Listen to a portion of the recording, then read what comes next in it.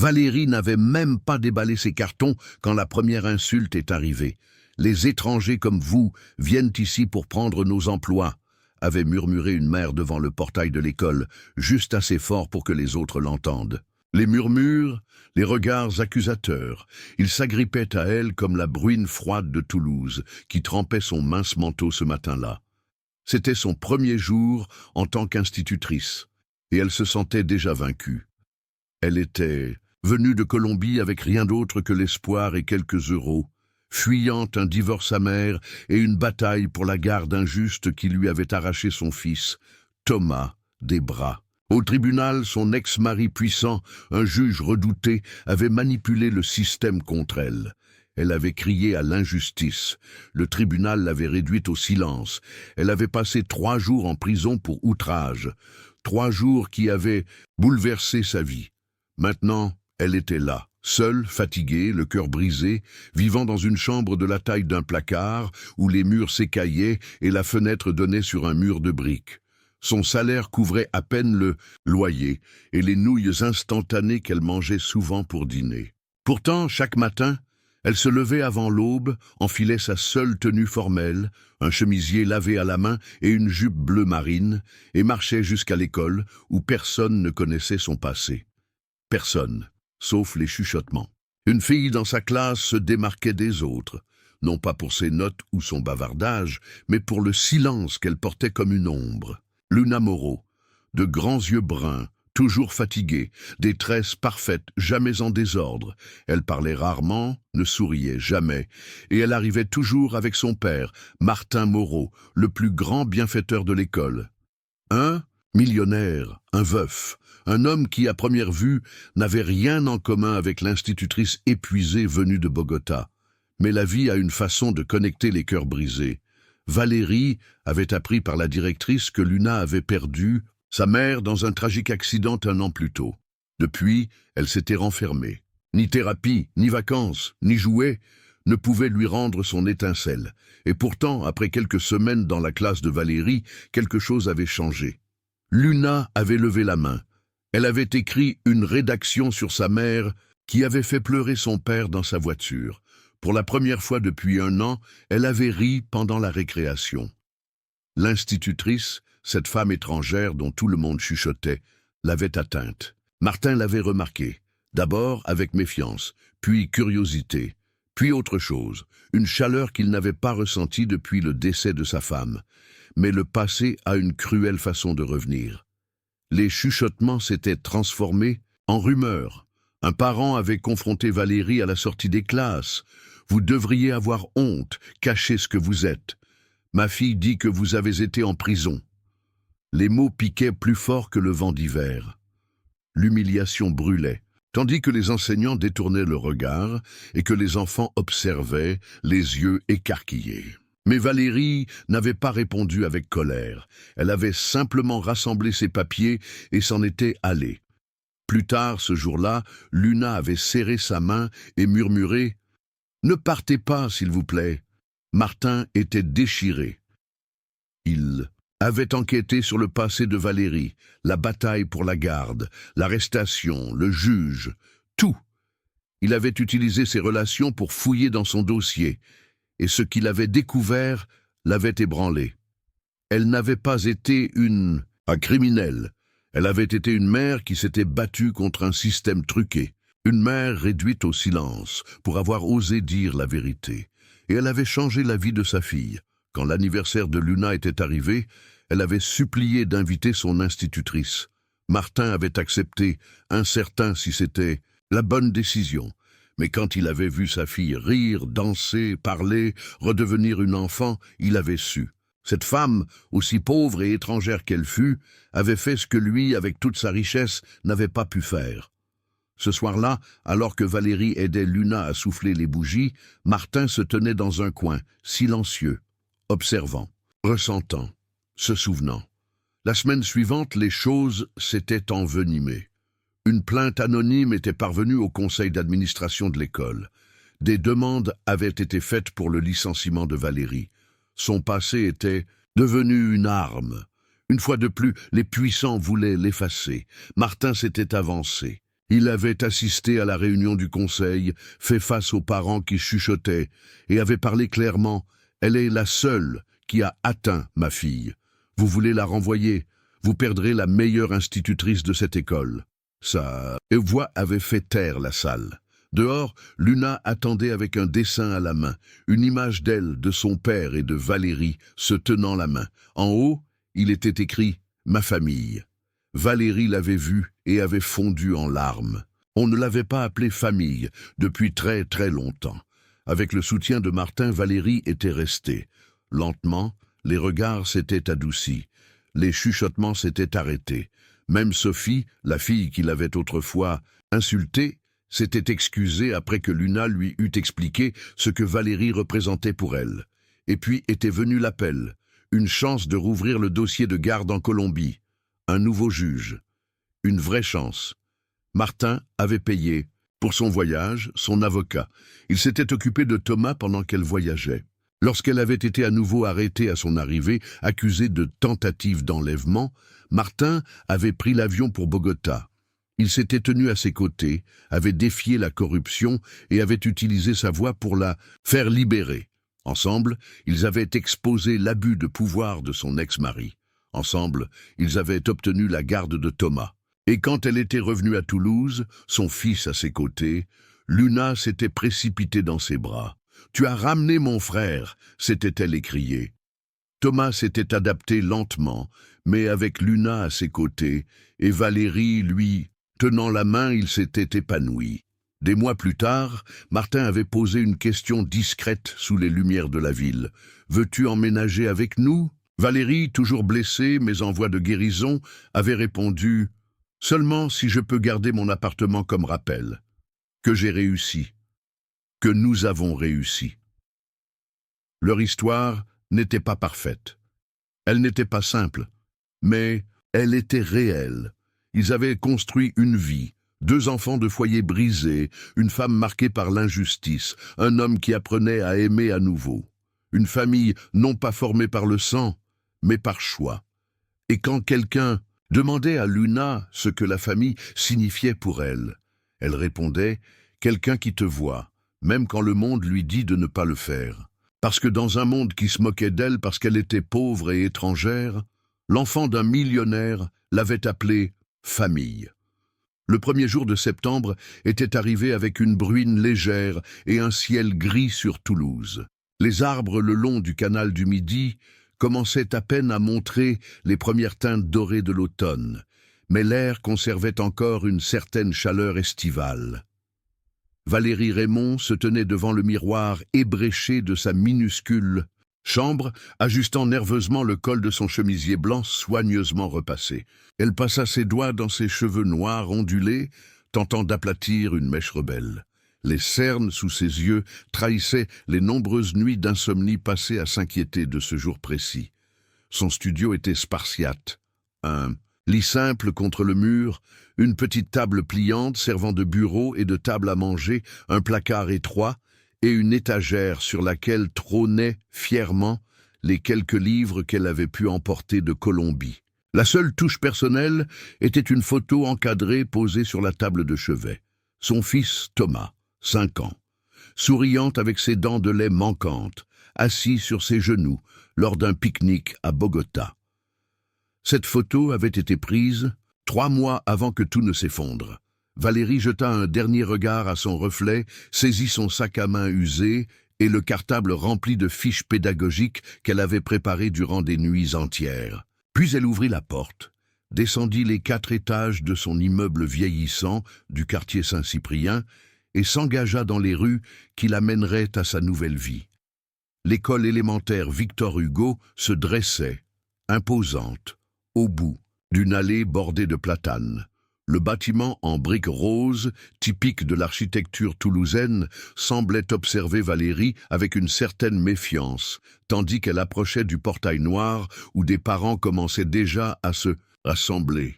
Dans sa tête, elle répétait les phrases qu'elle avait méticuleusement pratiquées. « Bonjour, je suis Valérie Raymond, la nouvelle institutrice de CE2. » Son accent était encore perceptible, malgré ses années d'études en français et Les mois passés à perfectionner sa prononciation. En s'approchant, elle sentit immédiatement les regards se poser sur elle. Non pas des regards curieux ou accueillants, mais scrutateurs, évaluateurs. Elle entendit des chuchotements avant même d'atteindre le portail. Une femme blonde aux lunettes de soleil coûteuses se pencha vers une autre et murmura quelque chose qui fit ricaner le petit groupe. « C'est elle, la Colombienne », dit l'une d'elles, juste assez fort pour que Valérie l'entende. « Ma cousine travaille au rectorat. Ils ont dû embaucher une étrangère parce que personne ne voulait du poste après le départ de Madame Leroy. » Valérie resserra son emprise sur la bandoulière de son sac et releva le menton. Elle passa devant le groupe sans ralentir, feignant de ne pas avoir entendu. À l'intérieur de la cour, quelques collègues discutaient près du préau. Ida s'interrompirent à son approche, et un silence gêné s'installa. « Bonjour » dit-elle avec un sourire forcé. « Je suis Valérie Raymond, la nouvelle enseignante de CE2. » Une femme d'âge moyen, aux cheveux grisonnants, lui tendit la main. « Jacqueline Dupont, CM1, bienvenue à Victor Hugo. » « Merci, » répondit Valérie, soulagée par ce premier contact cordial. « La directrice vous attend dans son bureau, » ajouta Jacqueline, indiquant la porte au fond de la cour. « Pour les dernières formalités avant la rentrée. » Valérie la remercia d'un signe de tête et traversa la cour, sentant les regards la suivre. La voix de son ex-mari résonna soudain dans sa tête. « Tu ne réussiras jamais en France, tu reviendras en rampant. » Elle serra les dents. Il avait peut-être réussi à lui prendre son fils, mais il ne lui prendrait pas sa détermination.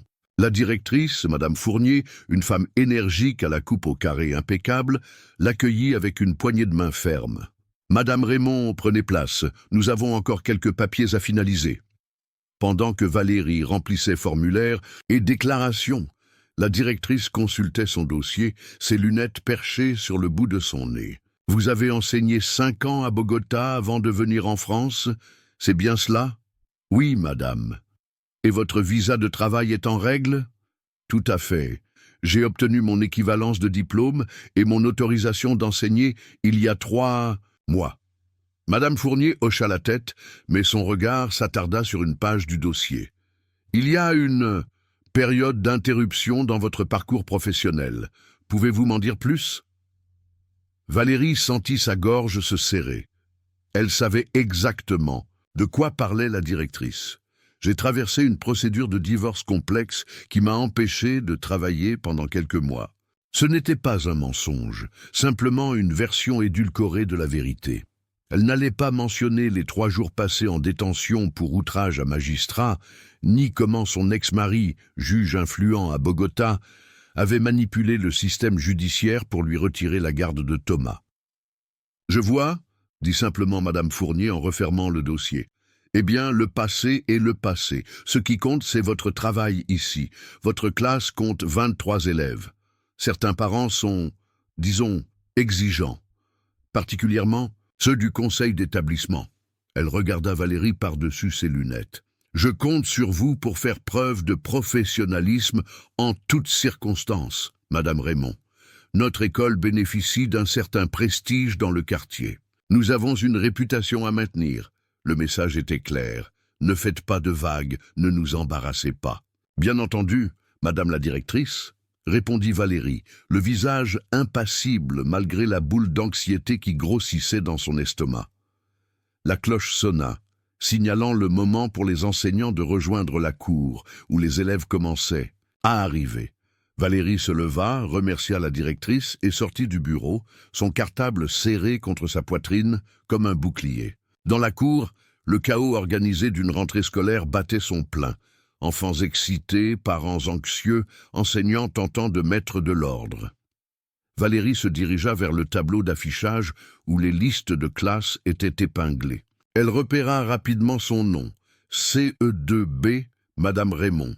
À côté, une femme d'une 40aine d'années consultait la même liste. Elle tourna un regard surpris vers Valérie. « Vous êtes la nouvelle institutrice ?» Le ton était plus accusateur qu'interrogatif. « Oui, je m'appelle Valérie Raymond. Sophie Bertrand, ma fille Léa, est dans votre classe. » Elle scruta Valérie de haut en bas. « Vous n'êtes pas française. Ce n'était pas une question. Je suis colombienne, répondit Valérie, s'efforçant de maintenir un ton cordial. « J'ai obtenu ma naturalisation il y a 3 ans. » Sophie plissa les lèvres. « Les étrangers comme vous viennent ici pour prendre nos emplois, » murmura-t-elle, juste assez fort pour que les parents à proximité l'entendent. « Mon mari dit qu'il y a des Français qualifiés au chômage pendant qu'on recrute à l'étranger. » Les mots frappèrent Valérie comme une gifle. Elle ouvrit la bouche pour répondre, mais se ravisa. Se défendre ne ferait qu'empirer les choses. Jacqueline, qui avait entendu l'échange, s'approcha rapidement. « Les enfants attendent, Valérie. Votre classe est au fond du couloir à droite. » Valérie lui adressa un regard reconnaissant et s'éloigna, ignorant les regards curieux des autres parents. Elle s'arrêta un instant dans le couloir désert pour reprendre son souffle. Les mains légèrement tremblantes, elle sortit de son sac la petite pierre lisse que Thomas lui avait offerte, son galet porte-bonheur comme il l'appelait, et la serra fort dans sa paume. « Tu peux le faire, » murmura-t-elle pour elle-même. « Pour Thomas, pour toi. » Puis, redressant les épaules, elle entra dans sa salle de classe. La pièce était bien entretenue, avec des pupitres disposés en petits groupes, des étagères de livres et de grandes fenêtres donnant sur un jardin. Valérie déposa ses affaires sur le bureau et écrivit son nom au tableau. Madame Raymond. Elle ajouta en dessous, en lettres colorées, « Bienvenidos, bienvenue en CE2 ». Ce petit clin d'œil à ses origines était sa façon de dire qu'elle ne se cacherait pas, qu'elle ne renierait pas qui elle était. Quand les premiers élèves commencèrent à entrer, Valérie se tenait droite près du tableau, un sourire accueillant aux lèvres. L'un après l'autre, ils prenaient place, certains intimidés, d'autres excités, quelques-uns déjà blasés. Parmi eux, une petite fille aux cheveux bruns tressés attira son attention. Contrairement aux autres qui bavardaient ou s'agitaient, elle s'installa silencieusement au dernier rang, le regard fixé sur ses mains. La salle se remplit progressivement et bientôt, le brouhaha des conversations enfantines emplit l'espace. Valérie s'apprêtait à commencer l'appel quand une silhouette imposante apparut à la porte. Un homme en costume sombre, l'air pressé, tenait par la main la petite fille aux tresses. « Excusez-moi pour le retard, » dit-il d'une voix grave. Luna avait oublié son carnet de correspondance.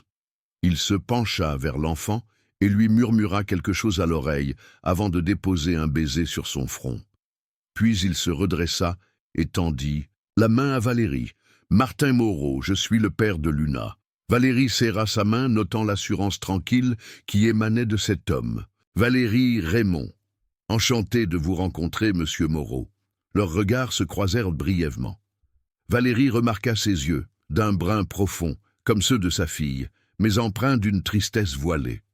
« Luna est un peu timide, » ajouta-t-il plus bas. « Elle traverse une période difficile. » Valérie hocha la tête avec compréhension. « Ne vous inquiétez pas, monsieur Moreau, je veillerai sur elle. » Il sembla hésiter, comme s'il voulait ajouter quelque chose, puis se contenta d'un signe de tête avant de partir. Luna, pendant ce temps, s'était assise à un pupitre et fixait obstinément son cahier neuf. La journée se déroula comme toutes les premières journées d'école. Présentation, distribution de fournitures, établissement des règles de vie de classe. Valérie observait ses élèves, mémorisant leurs noms, leur personnalité naissante. Léa Bertrand, la fille de Sophie, la regardait avec une curiosité teintée de la méfiance transmise par sa mère. D'autres enfants semblaient fascinés par son accent légèrement chantant. Mais c'était Luna qui intriguait le plus Valérie. Contrairement aux autres, elle ne participait pas, ne posait pas de questions. Elle suivait les instructions et faisait son travail, mais avec une distance, comme si elle était physiquement présente, mais mentalement ailleurs. À la récréation, alors que les enfants se précipitèrent dans la cour, Luna resta en retrait, s'asseyant seule sur un banc avec un livre. Valérie s'approcha discrètement de Jacqueline, qui surveillait la cour. « La petite Moreau, dit-elle en indiquant Luna du menton, elle a l'air si seule. » Jacqueline suivit son regard et soupira. « Sa mère est décédée l'an dernier. Un accident de voiture sur l'autoroute. Luna était avec elle, mais a miraculeusement survécu. » Valérie sentit son cœur se serrer. « C'est terrible. » « Elle était dans ma classe l'année dernière, » poursuivit Jacqueline. Avant, c'était une enfant vive, toujours la première à lever la main. Maintenant, elle laissa sa phrase en suspens, mais son expression acheva sa pensée.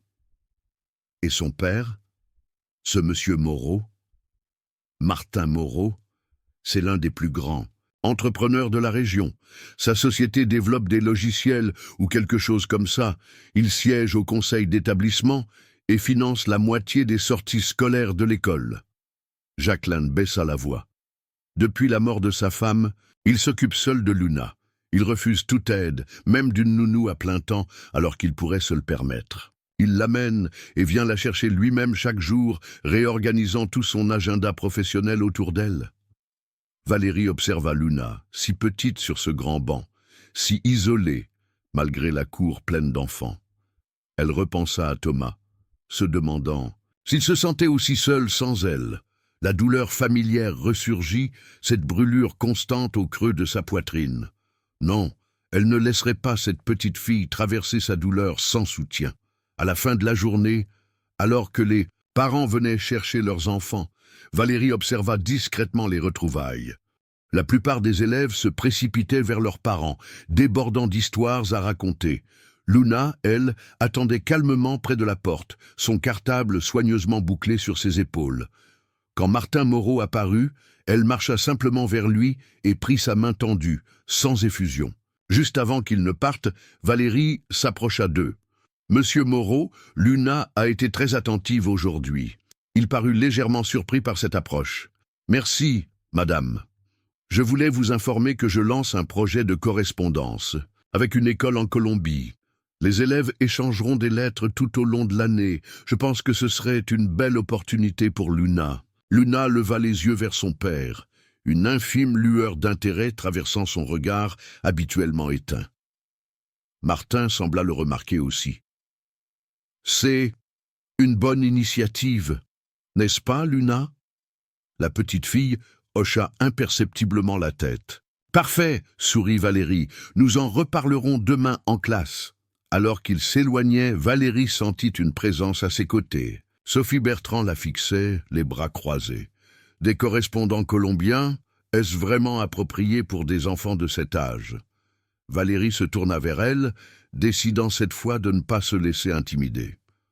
La Colombie a une riche culture et une littérature jeunesse magnifique, Madame Bertrand.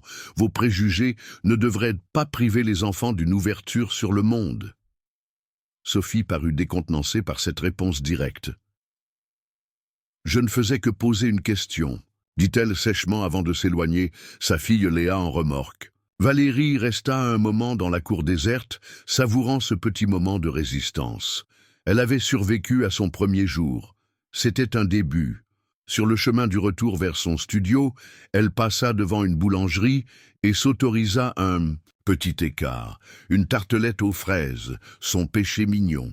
Ce soir, elle appellerait sa sœur à Bogota, qui lui donnerait peut-être des nouvelles de Thomas. Puis elle préparerait ses cours pour le lendemain. Une nouvelle vie commençait avec ses défis et ses possibilités. Pour la première fois depuis des mois, Valérie sentit une étincelle d'espoir. Peut-être, juste peut-être, pourrait-elle reconstruire quelque chose ici, à des milliers de kilomètres de tout ce qu'elle avait perdu. 3 semaines s'étaient écoulées depuis la rentrée. L'automne s'installait doucement sur Toulouse, teintant les arbres de roux et d'or. Valérie avait établi une routine. Lever à l'aube, préparation des cours, journée à l'école, puis soirée solitaire dans son petit studio, à corriger des cahiers et à préparer des activités pour ses élèves. Elle avait progressivement appris à connaître chacun de ses 23 élèves, leurs forces, leurs faiblesses, leurs personnalités. Il y avait Antoine, toujours le premier à lever la main mais qui peinait à attendre son tour. Malik, brillant en mathématiques mais timide à l'oral. Emma, dont l'imagination débordante produisait des histoires extraordinaires. Et Léa, qui l'observait avec un mélange de curiosité et de méfiance hérité de sa mère. Puis, il y avait Luna. Contrairement aux autres enfants qui s'étaient rapidement adaptés au style d'enseignement de Valérie, Luna restait distante, comme enveloppée dans une bulle invisible. Elle faisait son travail consciencieusement, mais sans enthousiasme. Ses yeux, si semblables à ceux de son père, semblaient toujours chercher quelque chose d'absent. Ce matin-là, Valérie avait prévu une activité spéciale. Les lettres des correspondants colombiens étaient enfin arrivées. Elle les distribua avec enthousiasme, expliquant aux enfants comment chacun avait été associé à un élève de Bogota. « Voilà », dit-elle en tendant la dernière enveloppe à Luna. « Ta correspondante s'appelle Isabella. Elle a 8 ans, comme toi. » Luna prit l'enveloppe du bout des doigts, l'examinant comme un objet étrange et potentiellement dangereux. « Maintenant, » poursuivit Valérie en s'adressant à toute la classe, « prenez le temps de lire vos lettres. N'oubliez pas que l'espagnol est leur langue maternelle, alors ils ont fait un grand effort pour écrire en français. Ensuite, nous commencerons à préparer nos réponses. » La classe s'anima de murmures excités et de bruissements de papier. Valérie circulait entre les pupitres, aidant ceux qui avaient du mal à déchiffrer certains mots. Quand elle arriva près de Luna, elle remarqua que l'enveloppe était toujours fermée. « Tu ne veux pas lire ce qu'Isabella t'a écrit ?» demanda-t-elle doucement. Luna haussa les épaules, geste qui était devenu sa réponse standard à presque tout. « Peut-être pourrions-nous la lire ensemble ?» suggéra Valérie. Après un moment d'hésitation, Luna lui tendit l'enveloppe.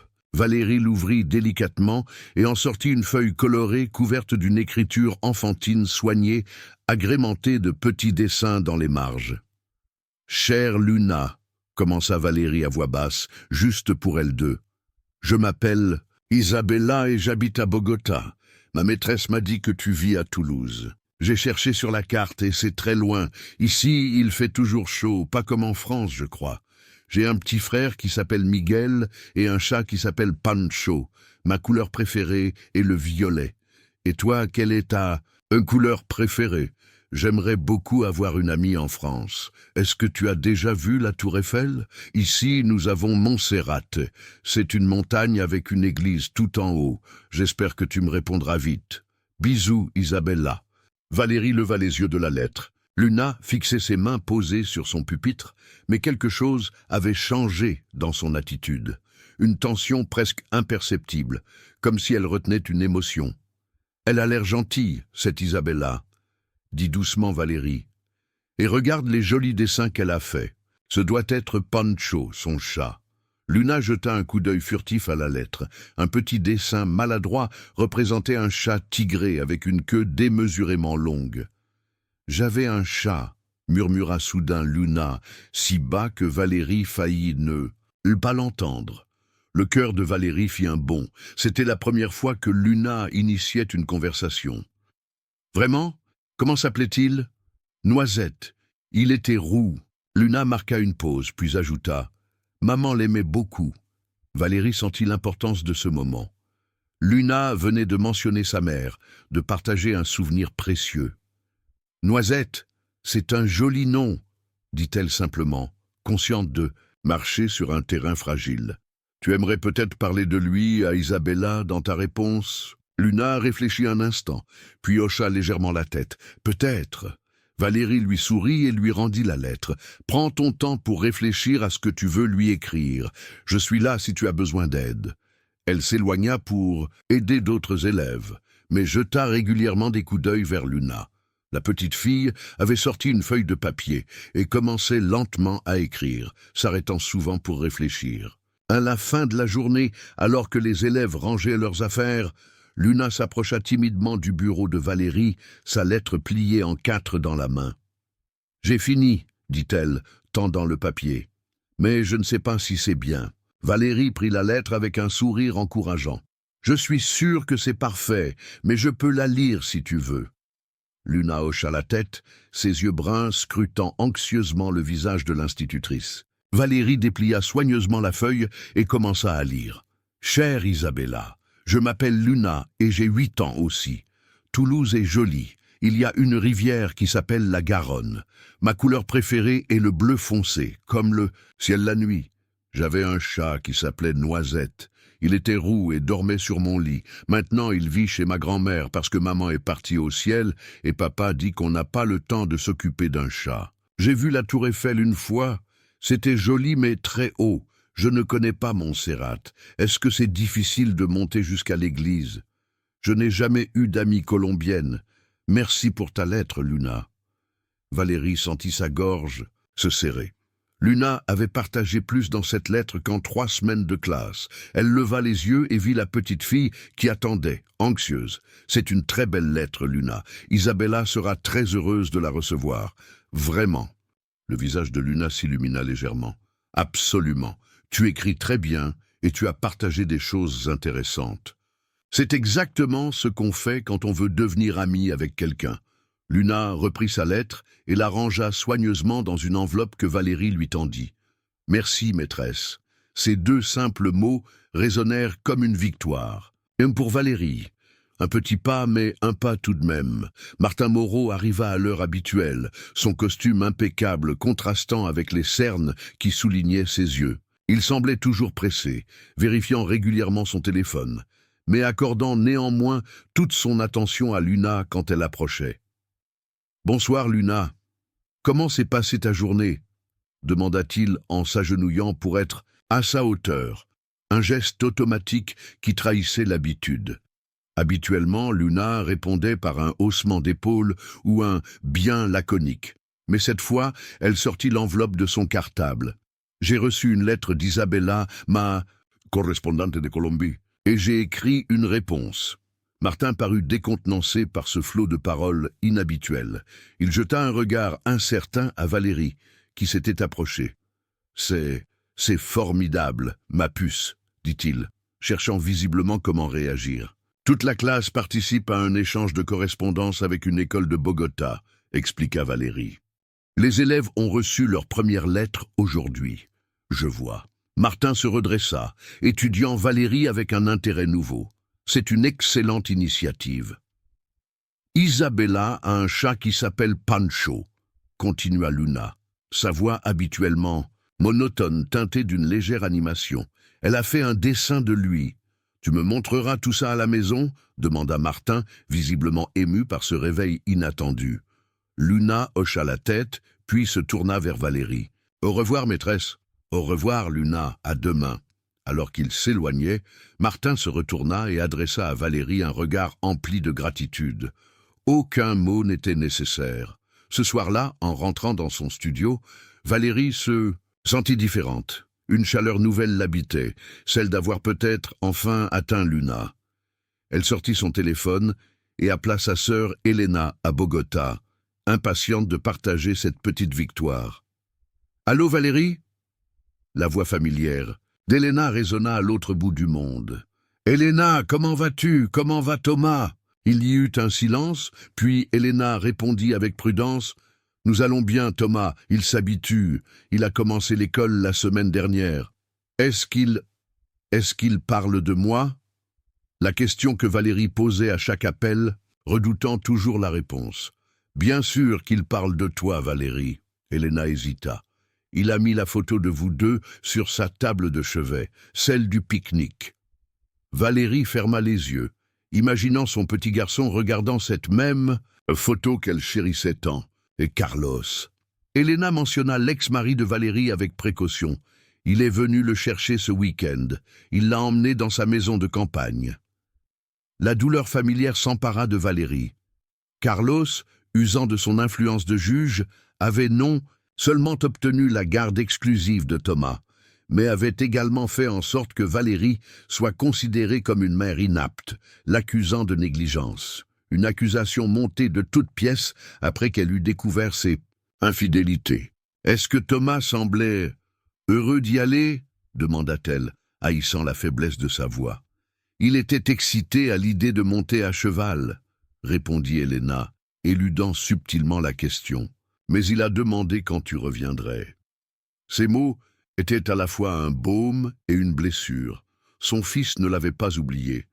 Mais combien de temps faudrait-il avant que les visites espacées et l'influence de Carlos n'effacent son souvenir? « Mais j'ai contacté un nouvel avocat, » dit Valérie, changeant de sujet. « Il pense qu'avec le temps et une situation stable en France, je pourrais demander une révision du jugement de garde. » « C'est une bonne nouvelle, » répondit Elena, mais son ton trahissait son scepticisme.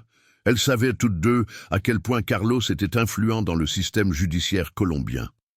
Après avoir raccroché, Valérie resta longtemps assise sur son lit contemplant la photo de Thomas. Son fils grandissait loin d'elle, chaque jour creusant un peu plus le fossé entre eux. Cette pensée était insupportable. Elle se tourna vers la pile de cahiers à corriger, cherchant à s'évader.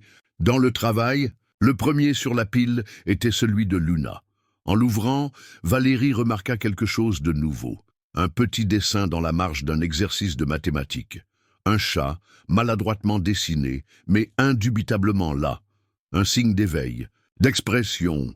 Peut-être était-ce un signe que les choses pouvaient changer, que les cœurs brisés, qu'ils appartiennent à une petite fille ayant perdu sa mère ou à une mère séparée de son fils, pouvaient commencer à guérir.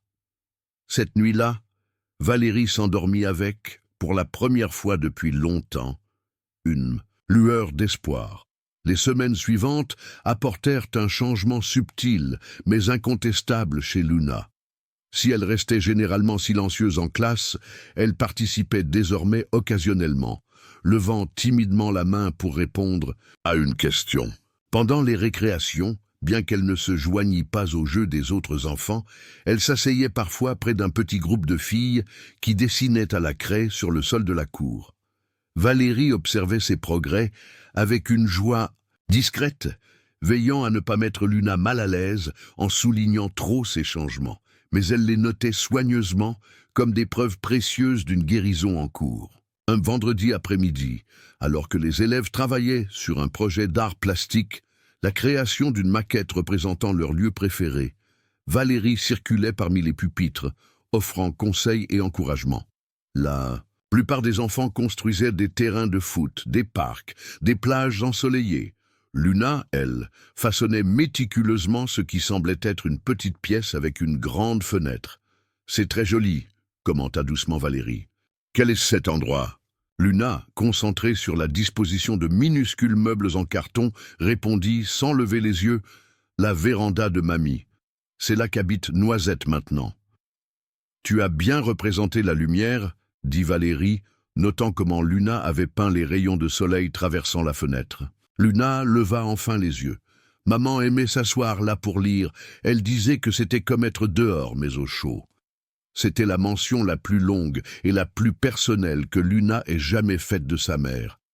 Valérie s'assit sur le tabouret vide à côté d'elle, sentant l'importance du moment. « Ta maman avait raison, les vérandas sont magiques comme ça. » Luna hocha la tête, puis ajouta après un moment « Papa n'y va jamais quand on visite mamie, il dit qu'il a des appels à passer. » Cette simple observation révélait beaucoup sur le deuil de Martin Moreau, sur sa façon d'éviter les lieux trop imprégnés de souvenirs de sa femme. « Parfois, quand on perd quelqu'un qu'on aime beaucoup, dit doucement Valérie, certains endroits deviennent trop remplis de souvenirs.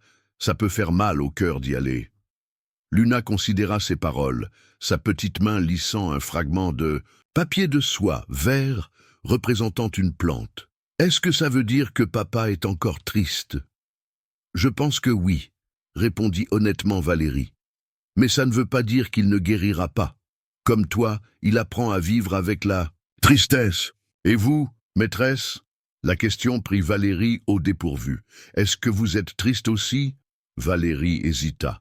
Le protocole professionnel suggérait de maintenir une certaine distance émotionnelle avec les élèves. Mais quelque chose, dans le regard direct de Luna, l'incitait à l'honnêteté. « Oui, parfois je suis triste aussi. Mon fils me manque beaucoup. » Les yeux de Luna s'écarquillèrent. « Vous avez un fils ? Il s'appelle Thomas. Il a 5 ans, et il vit très loin d'ici. Pourquoi il n'est pas avec vous ?» La question innocente toucha une corde sensible. Comment expliquer à une enfant de 8 ans les complexités d'une bataille juridique amère, l'abus de pouvoir, la corruption ? « C'est compliqué, » dit finalement Valérie. « Son père et moi ne sommes plus ensemble, et pour l'instant, Thomas doit rester avec lui, mais j'espère qu'un jour, il pourra venir me voir ici, en France. » Luna sembla méditer cette réponse, puis dit avec une simplicité désarmante. « C'est triste. Il doit vous manquer comme maman me manque. » Ces mots, Prononcés sans apitoiement, mais avec une compréhension profonde de la perte, émurent Valérie jusqu'aux larmes. Elle les retint, se contentant de hocher la tête. Oui, c'est un peu comme ça. Luna retourna à sa maquette, mais quelque chose avait changé entre elles, un lien forgé dans la reconnaissance mutuelle de la douleur et de l'absence. À la fin de la journée, quand Martin vint chercher Luna, celle-ci lui montra fièrement sa maquette de la véranda. J'ai mis Noisette sur le fauteuil, tu vois, et là, c'est le livre que maman lisait toujours. Martin regarda la création avec une expression complexe. Fierté, douleur, surprise de voir sa fille mentionner si ouvertement sa mère. « C'est magnifique, Luna, » dit-il d'une voix légèrement enrouée. Puis, se tournant vers Valérie, elle n'avait pas parlé de la véranda depuis... Il n'acheva pas sa phrase, mais Valérie comprit. « Luna a beaucoup de talent artistique, » dit-elle simplement, et une façon très personnelle d'exprimer ce qui est important pour elle. Martin hocha la tête, reconnaissant pour cette façon délicate de reconnaître le progrès sans le souligner excessivement. « Madame Raymond, » dit-il après un moment, « je me demandais si... Luna m'a beaucoup parlé de ce projet de correspondance. Elle semble vraiment s'y investir. Oui, elle a échangé plusieurs lettres avec Isabella maintenant. Elles se racontent leur vie, partagent des dessins. Je suis très heureux de la voir s'ouvrir ainsi.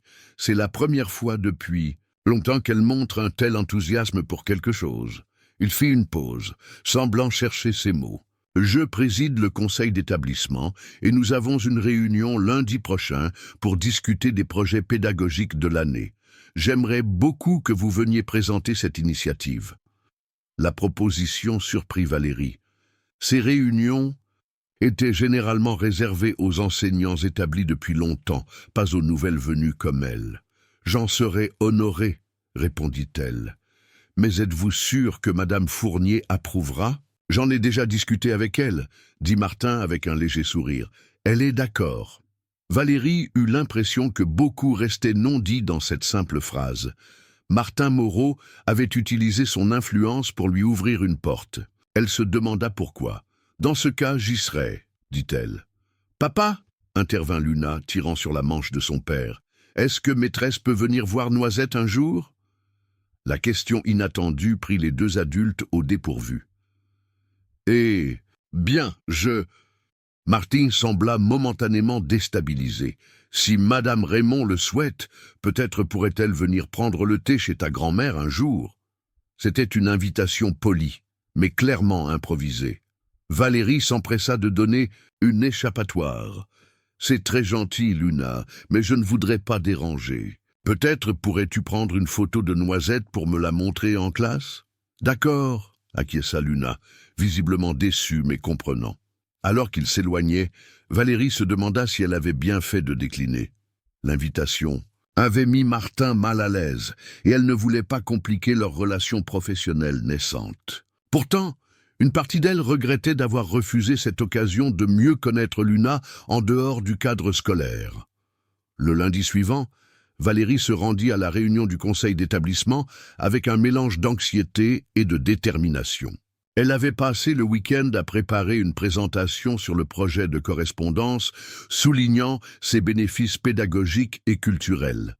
La salle de réunion, située dans l'aile administrative de l'école, était intimidante avec sa grande table ovale et ses chaises alignées. Quand Valérie entra, plusieurs visages se tournèrent vers elle, certains accueillants, d'autres ouvertement suspicieux. Martin était déjà là, discutant avec Madame Fournier. Il portait un costume sombre qui accentuait son allure distinguée et réservée. Il salua Valérie d'un hochement de tête courtois. « Ah, Madame Raymond, » dit Madame Fournier, « nous sommes prêts à commencer. Vous interviendrez après les questions budgétaires. » Valérie prit place à l'extrémité de la table, sortant discrètement ses notes. Elle remarqua Sophie Bertrand parmi les parents élus, qui la fixaient avec une hostilité à peine voilée. La réunion commença par des sujets administratifs, budget, travaux de rénovation, calendrier des événements scolaires. Martin présidait avec une efficacité calme, dirigeant les débats sans les dominer. Valérie l'observait, impressionnée, par sa capacité à écouter chaque intervenant avec attention tout en maintenant la discussion sur les rails. Finalement, Madame Fournier annonça: « À présent, Madame Raymond va nous présenter un projet pédagogique qu'elle a initié avec sa classe. Madame, vous avez la parole. » Valérie se leva, sentant tous les regards converger vers elle. Elle commença par expliquer le principe de la correspondance, puis développa les aspects éducatifs, amélioration de l'expression écrite, découverte d'une autre culture, renforcement de la confiance en soi. Ce projet a déjà eu des effets remarquables, conclut-elle. Certains élèves habituellement réservés s'expriment davantage, tant à l'écrit qu'à l'oral. Ils développent une curiosité pour le monde et une ouverture d'esprit essentielle à leur formation de citoyens. Un silence suivit sa présentation. Puis Sophie Bertrand se racla la gorge. « J'ai quelques préoccupations », dit-elle d'un ton mielleux qui masquait mal son hostilité. La Colombie n'est-elle pas un pays connu pour ses problèmes? Drogue, violence, instabilité politique? Est-ce vraiment approprié d'exposer nos enfants à cela? Valérie sentit une vague de colère monter en elle, mais s'efforça de garder un ton professionnel. Madame Bertrand, avec tout le respect que je vous dois, la Colombie est bien plus que les stéréotypes que vous évoquez. C'est un pays avec une riche culture, une littérature exceptionnelle, des paysages magnifiques. Les enfants avec qui nous correspondons viennent de familles ordinaires, comme les vôtres. Ils parlent de leurs animaux de compagnie, de leurs hobbies, de leurs rêves, pas de drogue ou de violence. Néanmoins, insista Sophie, on ne peut nier les problèmes de sécurité. Et puis, franchement, pourquoi la Colombie? N'y a-t-il pas des écoles en Angleterre ou en Allemagne qui seraient plus convenables? Le mot « convenable » sonna comme une insulte à peine voilée. Valérie allait répondre quand Martin intervint. « Si je puis me permettre, dit-il calmement, je crois que le choix de la Colombie présente justement un intérêt particulier. Nos enfants connaissent déjà l'Europe.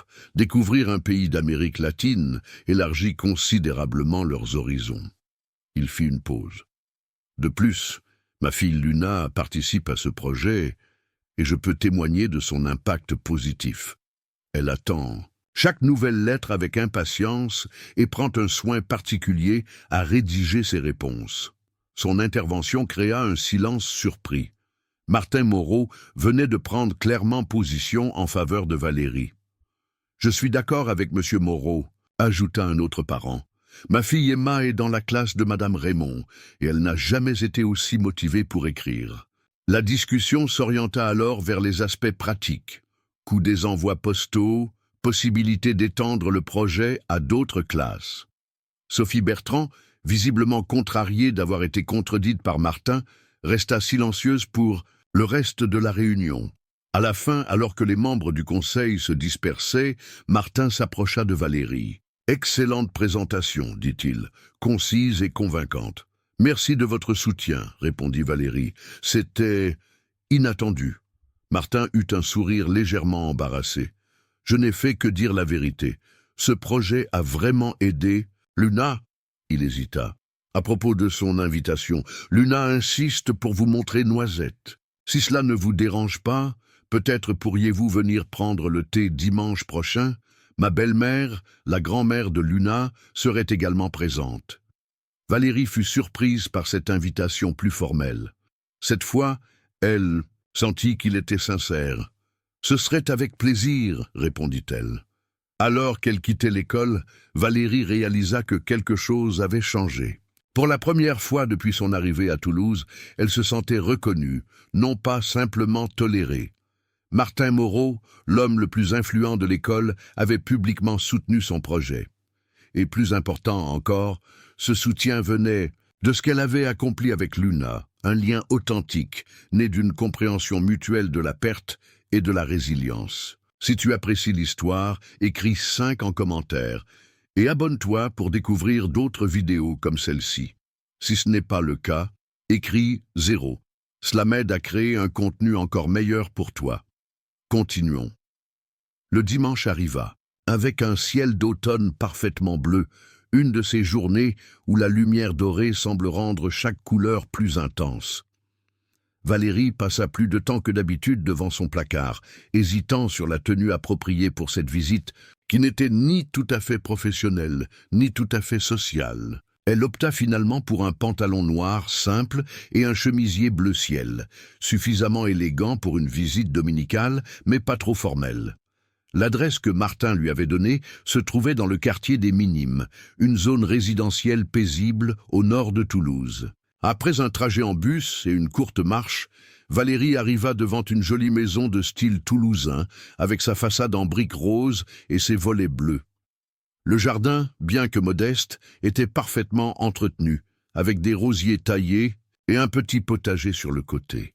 Avant même qu'elle n'atteigne la porte, celle-ci s'ouvrit, révélant Luna qui l'attendait visiblement avec impatience. « Maîtresse, vous êtes venue !» s'exclama-t-elle avec un enthousiasme que Valérie ne lui avait jamais vu à l'école. « Bonjour, Luna !» sourit Valérie. « Merci pour l'invitation. » Luna la prit par la main et l'entraîna à l'intérieur.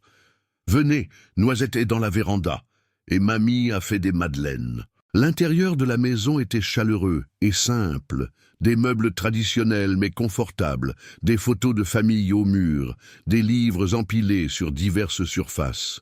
Rien d'ostentatoire, contrairement à ce que Valérie aurait pu imaginer chez la belle-mère d'un homme aussi fortuné que Martin Moreau. Dans le salon, une femme d'une 60aine d'années se leva pour l'accueillir. Ses cheveux gris étaient élégamment coiffés en un chignon lâche, et ses yeux, les mêmes que ceux de Luna, brillaient d'intelligence et de bienveillance. « Madame Raymond, bienvenue. Je suis Elisabeth Dumas, la mère de Claire. » Claire était la maman de Luna, compléta doucement Valérie. « Enchantée de vous rencontrer, Madame Dumas. Appelez-moi Elisabeth, je vous en prie. Luna nous a tant parlé de vous que j'ai l'impression de vous connaître déjà. » Martin apparut, à son tour vêtu plus décontracté qu'à l'école, un jean et une chemise bleue qui adoucissaient son allure habituellement formelle. « Madame Raymond, merci d'être venue, » dit-il, lui serrant la main. « Valérie, s'il vous plaît, » répondit-elle, sentant que le cadre informel autorisait cette familiarité. « Alors ce sera Martin, » sourit-il, révélant une faussette que Valérie n'avait jamais remarquée auparavant. « Venise !» insista Luna, tirant toujours la main de Valérie. « Noisette va s'endormir si on attend trop longtemps. » Les adultes rirent de son impatience, et Valérie se laissa guider vers l'arrière de la maison, où une véranda lumineuse donnait sur le jardin. La pièce était exactement comme Luna l'avait représentée dans sa maquette, baignée de soleil, meublée de fauteuils confortables, avec des plantes vertes dans les coins et des livres éparpillés çà et là. Et sur l'un des fauteuils, roulé en boule, dormait un gros chat roux tigré. « Voilà Noisette !» annonça Luna fièrement, comme si elle présentait une célébrité. « Il est magnifique !» dit sincèrement Valérie, s'approchant doucement pour ne pas effrayer l'animal. Noisette ouvrit un œil paresseux, évalua la nouvelle venue, puis se leva et s'étira longuement avant de sauter du fauteuil pour venir se frotter contre les jambes de Luna. « Il te reconnaît !» sourit Valérie. « Il vient toujours me voir quand j'arrive », expliqua Luna, caressant le chat qui ronronnait bruyamment. « Avant, il dormait sur mon lit tous les soirs. » Une ombre de tristesse passa sur son visage à l'évocation de ce souvenir. « Peut-être qu'un jour, il pourra revenir dormir chez toi, » suggéra doucement Valérie. Luna leva les yeux vers elle, puis vers son père qui se tenait dans l'encadrement de la porte. « Papa dit qu'on n'a pas le temps de s'occuper d'un chat, » dit Luna, répétant les mots qu'elle avait écrits dans sa lettre à Isabella. Martin parut embarrassé. « Ce n'est pas exactement, » commença-t-il avant de s'interrompre. Elisabeth intervint avec tact. « Le thé est prêt et les madeleines sortent tout juste du four. Pourquoi n'irions-nous pas tous dans la salle à manger ?» Luna, distraite par cette annonce, se précipita vers la cuisine, Noisette trottant derrière elle. Les adultes les suivirent plus lentement. « Je dois m'excuser, » dit Martin à voix basse à Valérie. « Je n'ai jamais dit que nous n'avions pas le temps. J'ai expliqué à Luna que notre appartement n'était pas adapté pour un chat qui aime l'extérieur. Les enfants interprètent les choses à leur façon, » répondit Valérie avec compréhension. Pour Luna, ne pas pouvoir garder Noisette est peut-être une autre perte associée à celle de sa mère. Martin la regarda avec surprise, comme si elle venait d'exprimer une vérité qu'il n'avait jamais envisagée sous cet angle. « Vous avez sans doute raison, » murmura-t-il. Dans la salle à manger, Élisabeth avait dressé une table élégante, mais sans prétention. Le service était dépareillé, mais charmant, les madeleines dorées disposées sur un plateau, les serviettes, en tissu soigneusement pliées, tout témoignait d'une attention aux détails et d'une simplicité raffinée. Luna s'installa à côté de Valérie, Noisette perchée sur le dossier de sa chaise. La conversation s'écoula naturellement. Élisabeth posant des questions sur la Colombie, Martin évoquant ses souvenirs de voyage en Amérique du Sud, Luna partageant avec animation les dernières nouvelles d'Isabella. Valérie se surprit à se sentir parfaitement à l'aise dans cette ambiance familiale qu'elle n'avait pas connue depuis longtemps. « Luna m'a dit que vous avez un fils, » dit Élisabeth, alors qu'elle servait une deuxième tasse de thé à Valérie. La question, bien qu'inattendue, fut posée avec une telle gentillesse que Valérie ne se sentit pas envahie. « Oui, Thomas, il a 5 ans. » Elle sortit son téléphone et montra une photo récente que sa sœur lui avait envoyée. Thomas sur une balançoire, son sourire révélant une dent de lait manquante. « Il est adorable !» s'exclama Élisabeth. « Il vit en Colombie ?»« Oui, avec son père », répondit simplement Valérie, ne souhaitant pas s'étendre sur les circonstances douloureuses de leur séparation. Élisabeth sembla percevoir sa réticence et n'insista pas. Luna, cependant, n'avait pas les mêmes filtres. « Pourquoi il n'est pas avec vous ?» demanda-t-elle, la même question directe qu'elle avait posée en classe. Un silence gêné s'installa. Martin s'apprêtait à reprendre gentiment sa fille quand Valérie répondit « Son père et moi ne sommes plus ensemble, Luna. Et parfois, quand les parents se séparent, un juge décide avec qui l'enfant doit vivre. Pour l'instant, le juge a décidé que Thomas devait rester avec son père. Mais c'est injuste, déclara Luna avec la conviction absolue de l'enfance. Les enfants ont besoin de leur maman. Martin et Élisabeth échangèrent un regard embarrassé, mais Valérie sourit doucement. C'est compliqué, Luna. Mais tu sais, même si je ne vis pas avec Thomas, je l'aime toujours très fort, et un jour, j'espère qu'il pourra venir me voir ici. Luna hocha solennellement la tête, semblant accepter cette explication.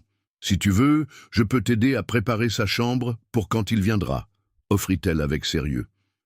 Valérie sentit son cœur se serrer devant cette proposition innocente et généreuse. Ce serait merveilleux, Luna.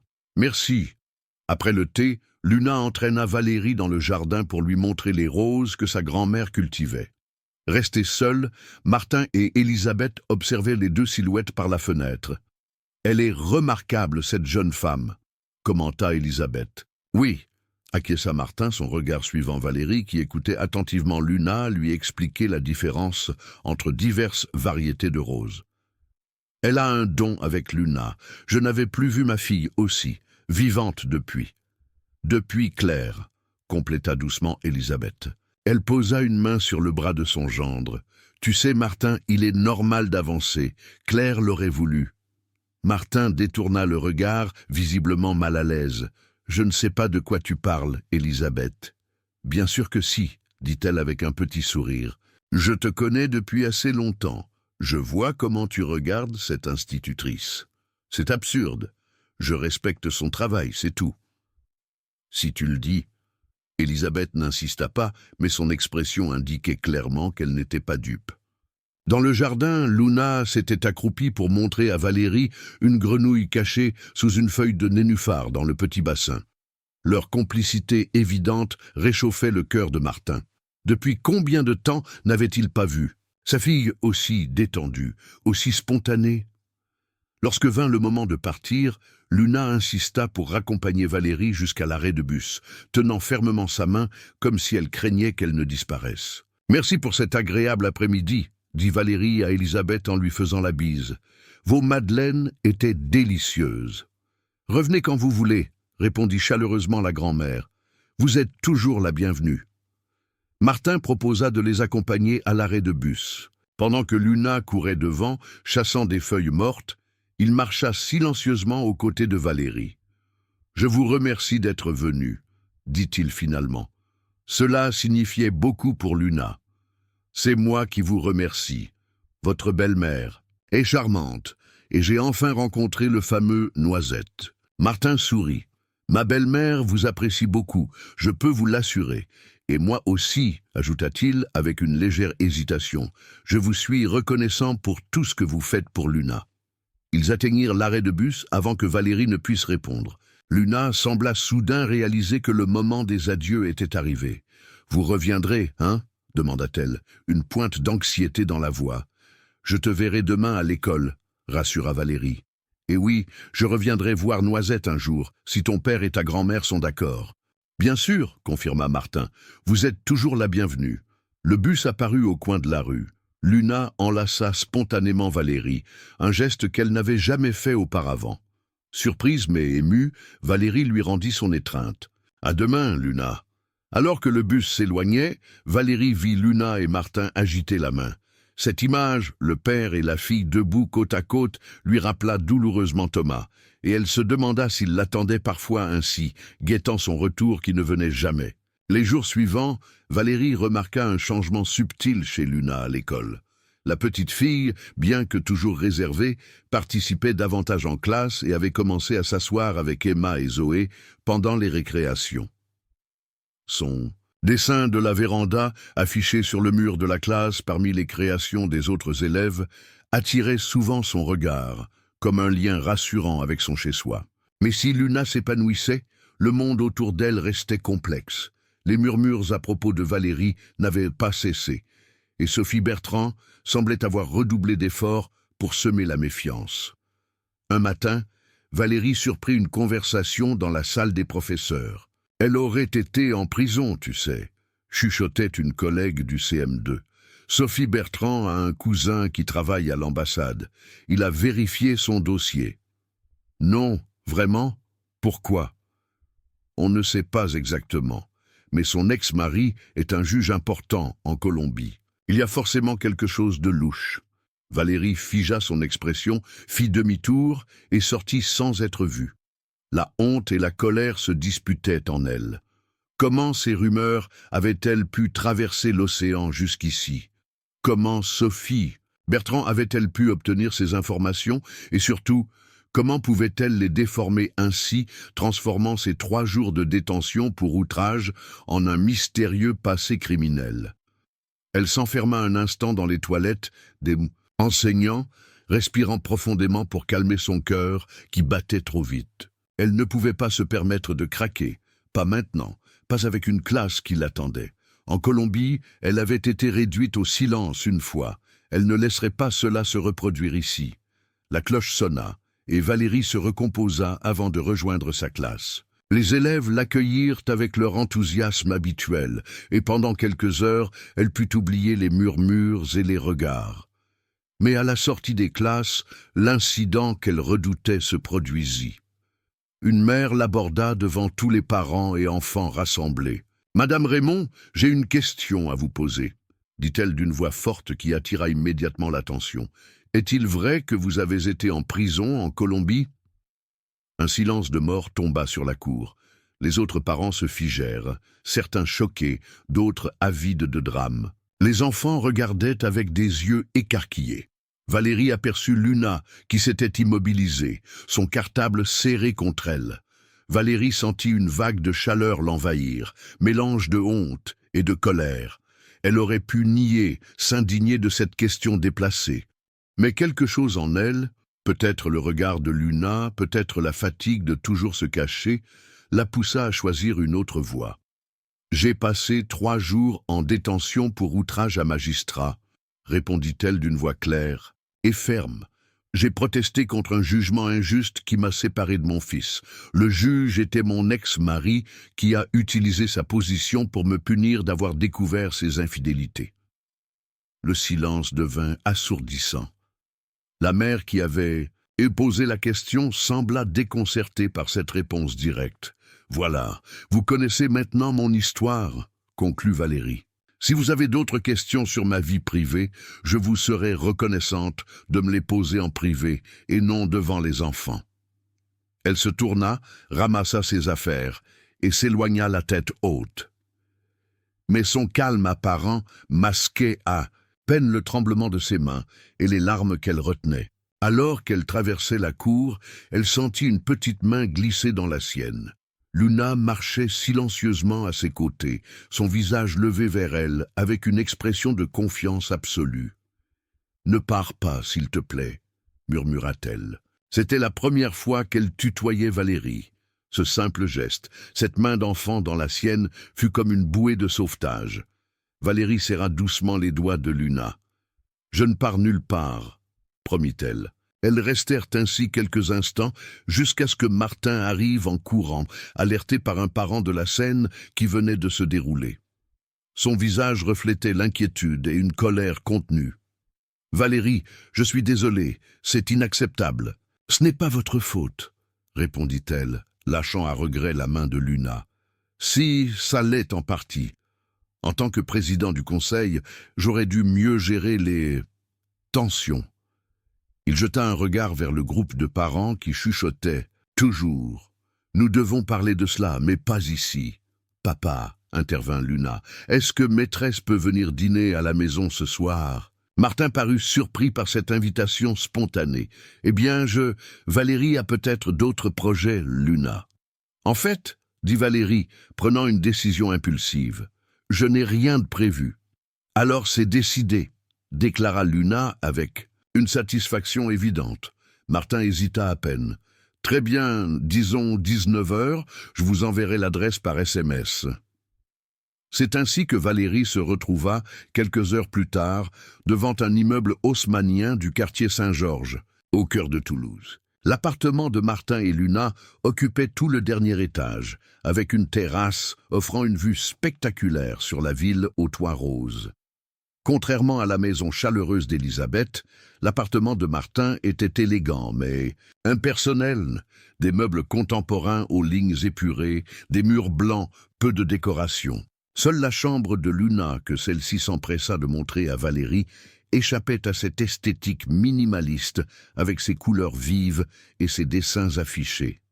Le dîner fut simple, une salade composée suivie d'un poulet rôti que Martin avoua avoir commandé chez un traiteur. « Je ne suis pas très doué en cuisine, » confessa-t-il avec un sourire embarrassé. « C'est délicieux, » le rassura Valérie. Luna, visiblement heureuse de cette soirée improvisée, monopolisait la conversation, racontant à Valérie ses aventures avec Noisette et les dernières nouvelles d'Isabella, sa correspondante colombienne. Valérie l'écoutait attentivement, répondant à ses questions, riant à ses plaisanteries. Martin les observait en silence, un léger sourire aux lèvres. Une fois Luna couchée, non sans avoir exigé que Valérie lui lise une histoire, Martin proposa à Valérie un verre de vin sur la terrasse. La nuit était tombée, et Toulouse brillait de mille feux sous un ciel étoilé. « Je tenais à m'excuser pour ce qui s'est passé aujourd'hui, » dit Martin après un moment de silence confortable. « La façon dont vous avez été traité est inacceptable. Les rumeurs finissent toujours par nous rattraper. » soupira Valérie. « J'espérais juste avoir plus de temps avant que mon passé ne me rejoigne ici. » « Si vous souhaitez en parler ?» Valérie hésita. Elle avait rarement partagé les détails de son histoire, trop honteuse, trop blessée. Mais quelque chose dans l'attitude de Martin, son respect, son absence de jugement, l'encouragea à s'ouvrir. « J'étais marié à Carlos Mendoza, un juge à Bogota. Pendant 5 ans, j'ai cru à notre mariage, malgré ses absences, son comportement parfois autoritaire.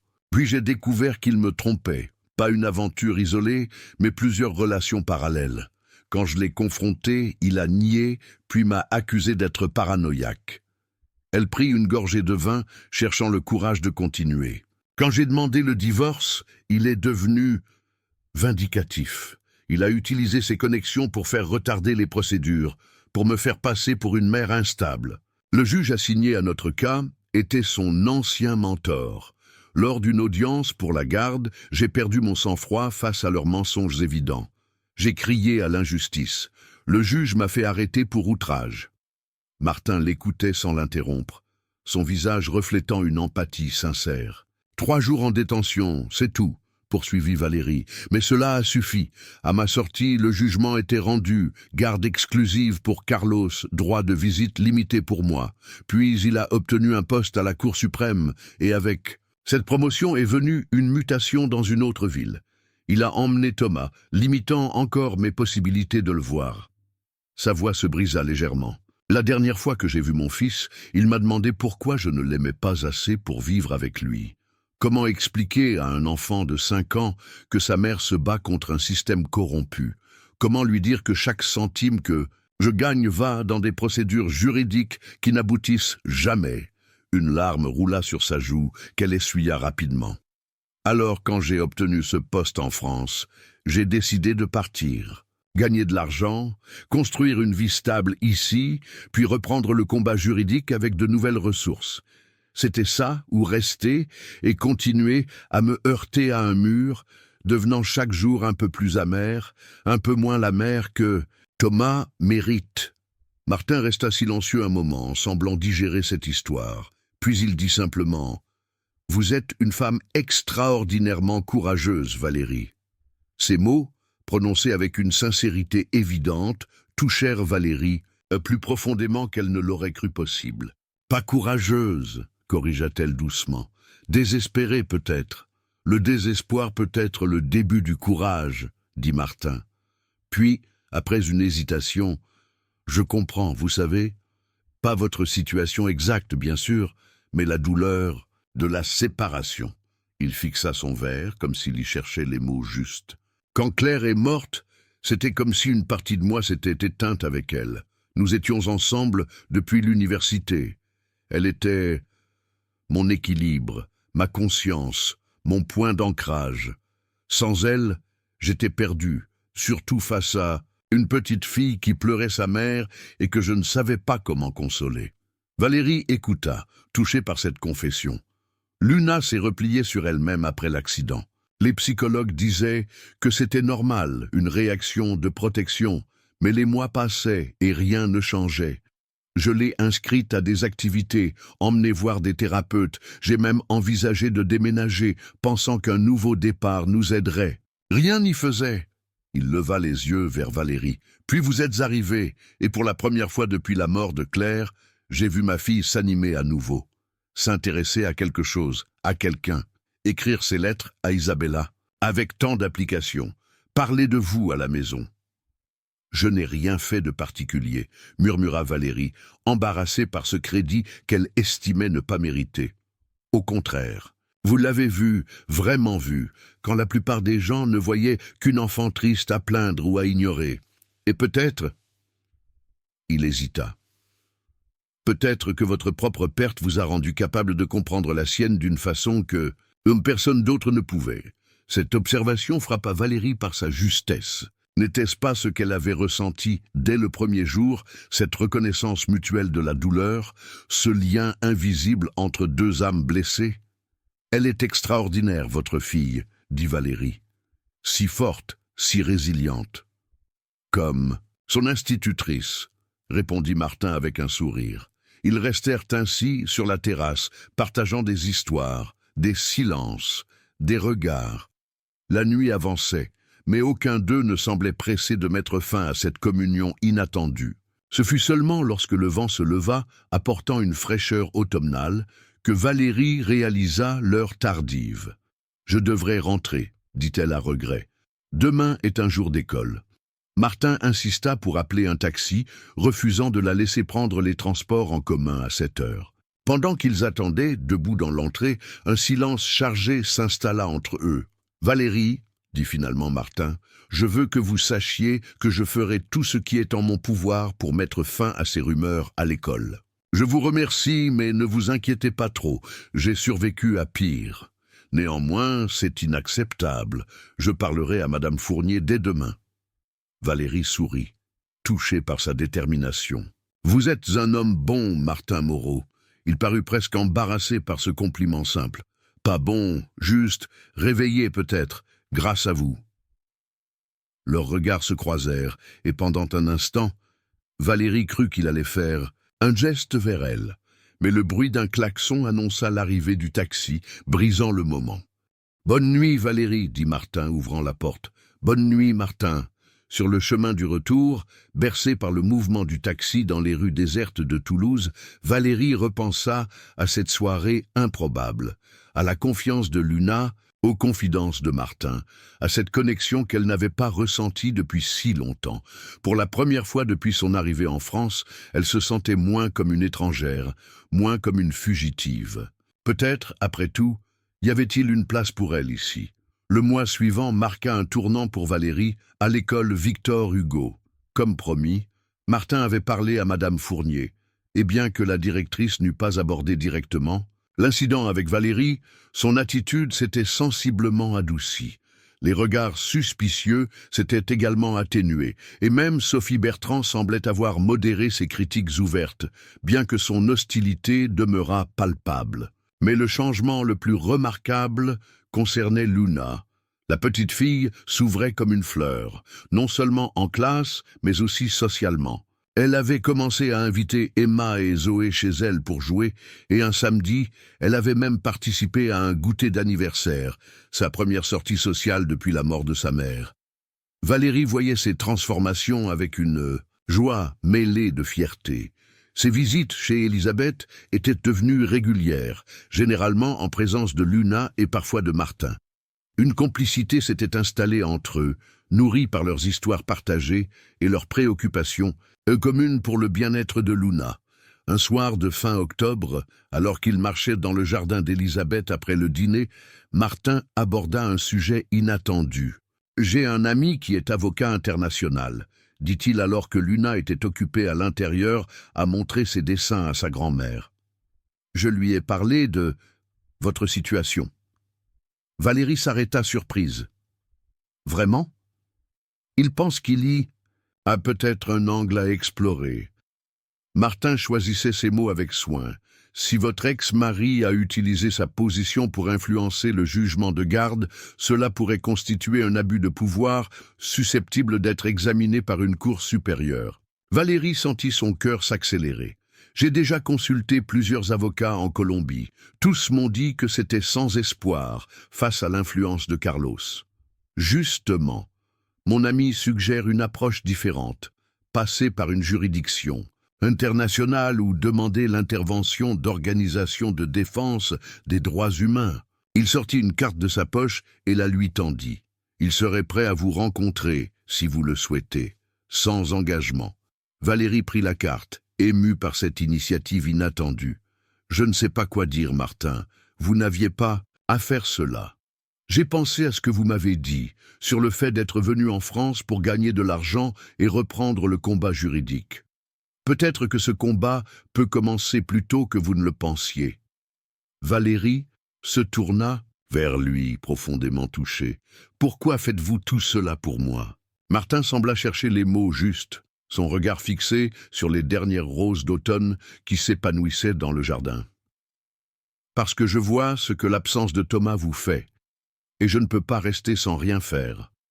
Parce que vous avez redonné à ma fille le goût de vivre et que je vous en serai éternellement reconnaissant. Et parce que... » Il hésita, semblant se demander s'il devait continuer. « Parce que... » encouragea doucement Valérie. « Parce que vous méritez d'être heureuse, Valérie, et je crois que retrouver votre fils est essentiel à ce bonheur. » Ces mots simples, prononcés avec une sincérité évidente, touchèrent Valérie, au plus profond d'elle-même. Sans réfléchir, elle se pencha et embrassa Martin sur la joue. « Merci, » murmura-t-elle. Ce moment d'intimité fut interrompu par Luna qui sortit en courant de la maison. « Papa! Mamie dit qu'il va bientôt pleuvoir et qu'on devrait rentrer. » Martin sourit à sa fille, puis jeta un regard complice à Valérie. « Dans ce cas, nous ferions mieux d'obéir à mamie, n'est-ce pas ?» Quelques jours plus tard, Valérie contacta l'avocat recommandé par Martin. Pierre Lemaire, un homme d'une 50aine d'années au regard vif et à l'élocution précise, l'écouta attentivement relater son histoire, prenant des notes et l'interrompant occasionnellement pour des précisions. « Votre cas est complexe, Madame Raymond, conclut-il après presque 2 heures de discussion. Mais pas désespéré, Le fait que votre ex-mari ait présidé indirectement le tribunal qui vous a retiré la garde constitue un conflit d'intérêts flagrant. Mais comment prouver cela? Demanda Valérie, n'osant pas encore espérer. Carlos a veillé à ce que tout paraisse légal. L'apparence de l'égalité n'est pas la légalité, répondit Pierre, et nous avons un atout, le temps écoulé. Depuis le jugement initial, vous avez maintenant établi une vie stable en France, obtenu un emploi respectable, créé des liens dans la communauté. Tout cela joue en votre faveur pour une demande de révision. Pour la première fois depuis des mois, Valérie sentit une lueur d'espoir concret. Pas seulement un rêve vague, mais une possibilité tangible. Quelles seraient tes prochaines étapes? Demanda-t-elle, sa voix trahissant son excitation contenue.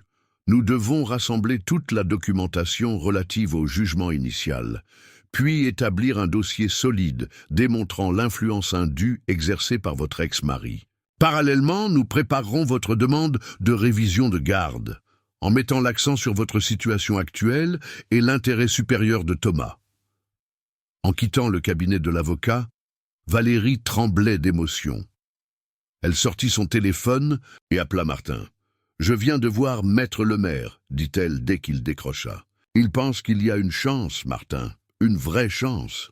C'est merveilleux, Valérie. » Sa voix chaleureuse transmettait sa joie sincère. « Je savais que Pierre était l'homme de la situation. » Thought for 6 secondes, Valérie raccrocha le téléphone, le cœur battant, et laissa échapper un souffle de soulagement qu'elle ne se savait plus capable d'émettre.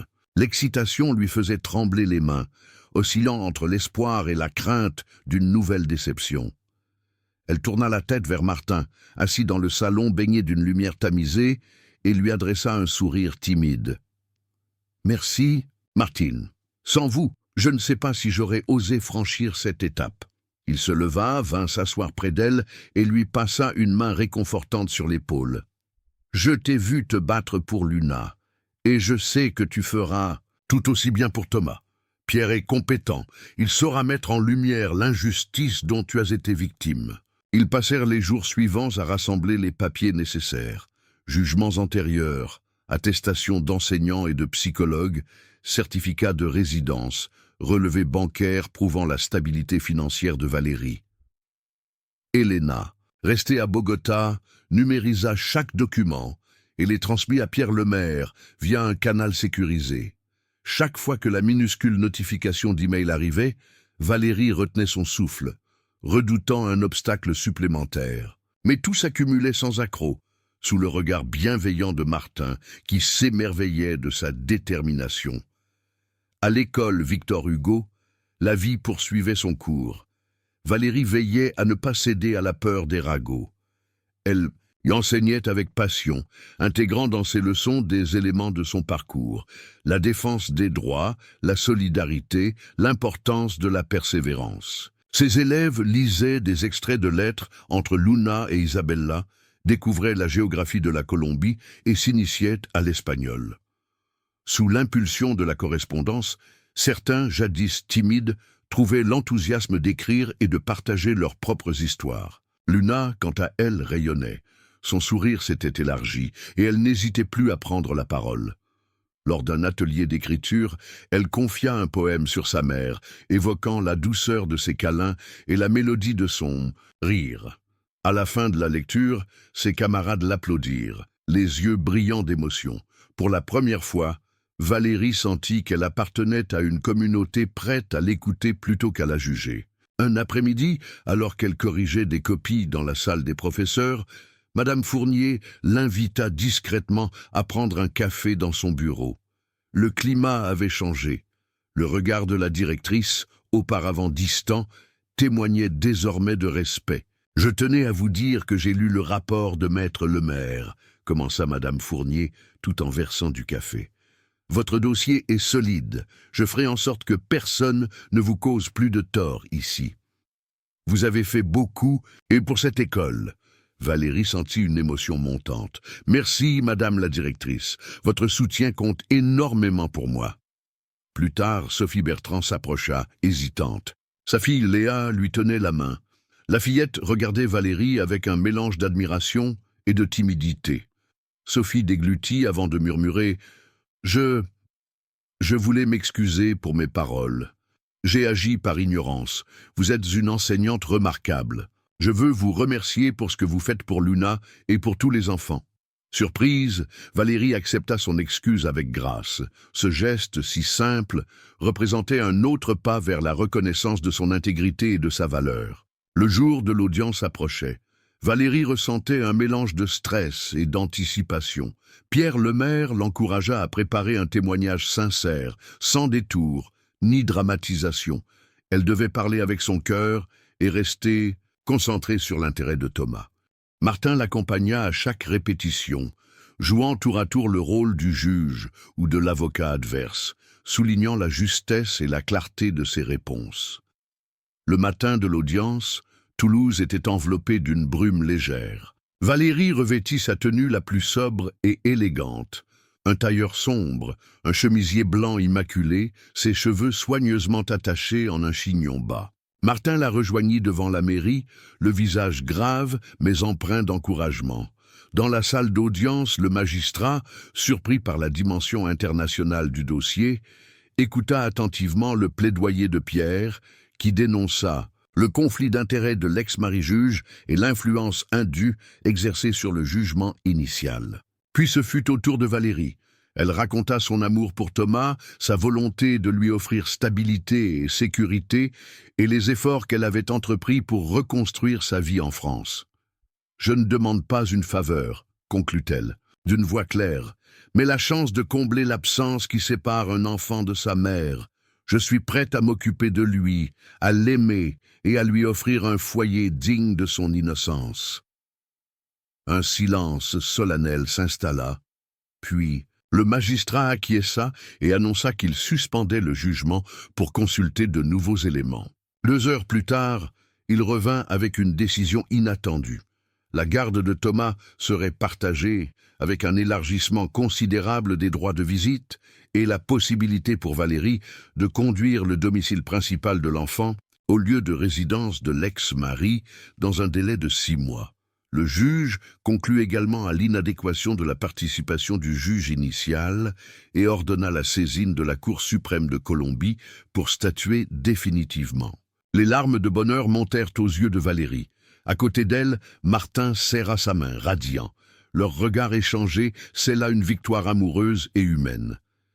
Quelques semaines plus tard, Thomas posa enfin le pied à l'aéroport de Toulouse-Blagnac, serré dans les bras d'un oncle venu spécialement de Bogota. À la sortie du hall, Valérie, les mains tremblantes, se précipita vers lui.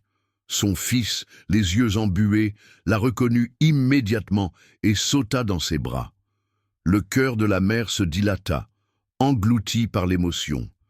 Luna, venue avec Martin, suivait en silence, le sourire aux lèvres, heureuse d'accueillir son frère.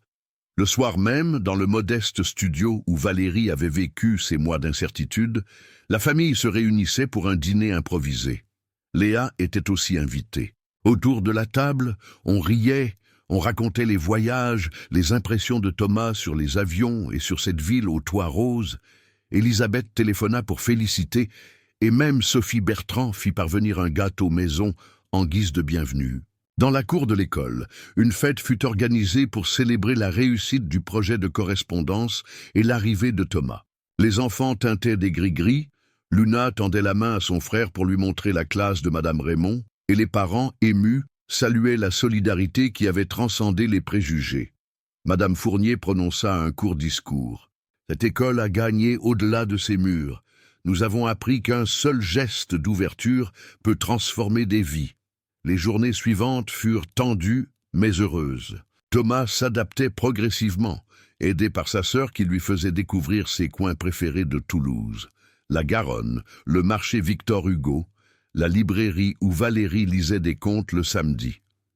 Dans la véranda d'Élisabeth, Noisette retrouvait les caresses de ses anciens compagnons humains, ronronnant de plaisir sous les doigts graciles de Luna. Quant à Valérie, elle conciliait son emploi du temps d'enseignante et les formalités finales pour la garde définitive. Pierre Lemaire, sensible à leur gratitude, accepta de rester à leur côté jusqu'au rendu définitif de la Cour suprême. Martin, lui, intégra Thomas à ses rendez-vous professionnels, transformant chacun en occasion de scolarisation informelle, visite d'entreprise, découverte de technologies pour nourrir la curiosité du garçon. L'amour, pourtant, demeurait leur meilleur ciment. Un soir, alors qu'ils partageaient un gâteau d'anniversaire pour célébrer les retrouvailles de Thomas, Martin saisit la main de Valérie et la conduisit sur le balcon, juste assez pour que Luna ne voie pas. « Je voulais te dire, » commença-t-il la voix émue, « je ne sais pas comment j'aurais traversé ces derniers mois sans toi. Tu as redonné vie à ma fille et à moi-même. » Valérie sourit, le cœur soulevé.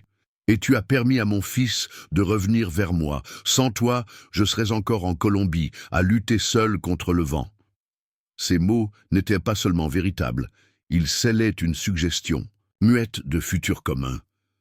Martin, rassemblant tout son courage, approcha son visage du sien et leurs lèvres se touchèrent dans un baiser doux, prometteur, celui d'un avenir qu'ils bâtiraient ensemble. Les mois suivants, la décision définitive tomba. La Cour suprême confirma la révision de garde au bénéfice de Valérie, soulignant l'abus de pouvoir de l'ex-mari et l'intérêt supérieur de l'enfant. Les droits de visite de Carlos furent maintenus, mais dans le cadre d'un dialogue serein, désormais encadré par l'équité. La nouvelle provoqua une liesse chez Valérie. Elle pleura de joie en appelant sa sœur, puis organisa une petite fête chez elle pour marquer l'instant. Thomas, radieux, câlinait sa mère, tandis que Luna et Léa dansèrent dans le salon.